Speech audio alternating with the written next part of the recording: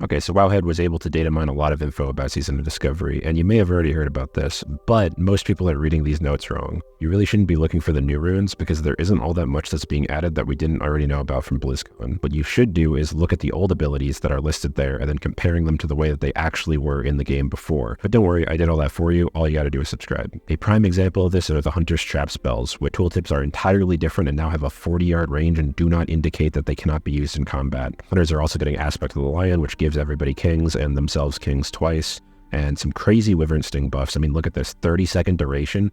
Also the ability to tame deers and snakes. It also looks like they listened to the community about Melee Hunter being pretty underwhelming, and they updated Raptor Strike to now only be a 3-second cooldown and be an instant attack, not on your next attack like Heroic Strike. If all that wasn't enough, there's also some notes in here about your pet scaling with your stats. Example number 2 is Druid's Tiger's Fury is now being reworked to be like the Wrath of the Lich King version, not like the vanilla one, so it gives you 60 energy and 15% increased damage for 6 seconds instead of costing energy. They also have some new runes like Everbloom, Gale Winds, Natural Reaction, and Renewal, which I'll show on the screen here. I'm really excited for the Boomkin AoE ones. Those look pretty exciting.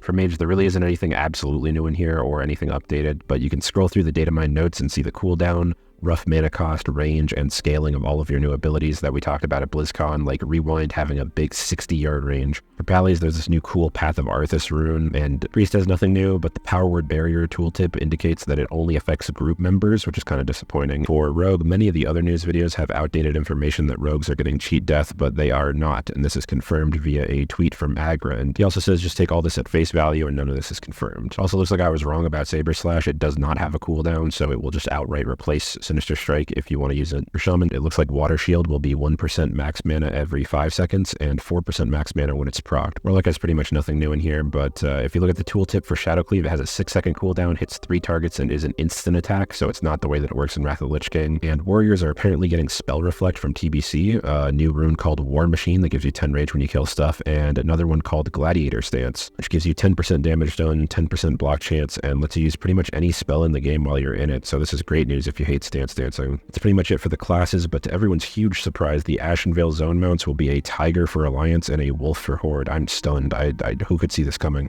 You're also going to get Warsong reputation from the event stuff, which is nice because it's usually a really annoying rep to farm. There's also some sharpening stones that give you 2% hit and mana oil that give you a 2% spell hit and some MP5 that you can make with professions along with a little bit of gear with some pretty weird effects. There's this male tanking chest that has a Cursed Thorns effect, these leather gloves that have 10% increased damage and threat, and these cloth boots that are minus 1,000 threat and 50% reduced damage taken and done. Also, there's these new Warsong Gulch Helms. Here are both of the new world buffs that they're adding. They both last 2 hours. And we also know what all the rune slots are going to be now, with the BlizzCon ones being chest, legs, and hands, and the Datamined ones being Bracer, Cloak, Feet, Helm, Shoulder, and Waist, which we already knew about the Waist slot from the screenshot of the gnome from the BlizzCon press release, which for some reason has Kidney Shot at level 25, so I suspect he was scaled down just for the screenshot. There's also very few items in the game with the same icon as the weapon in his offhand, so I would guess that this is a new dagger around that level range. They also did a new vanilla patch, 1.15, which is going live on every server, including hardcore and classic era. It includes debuff timers and enemy cast bars, along with some bug fixes.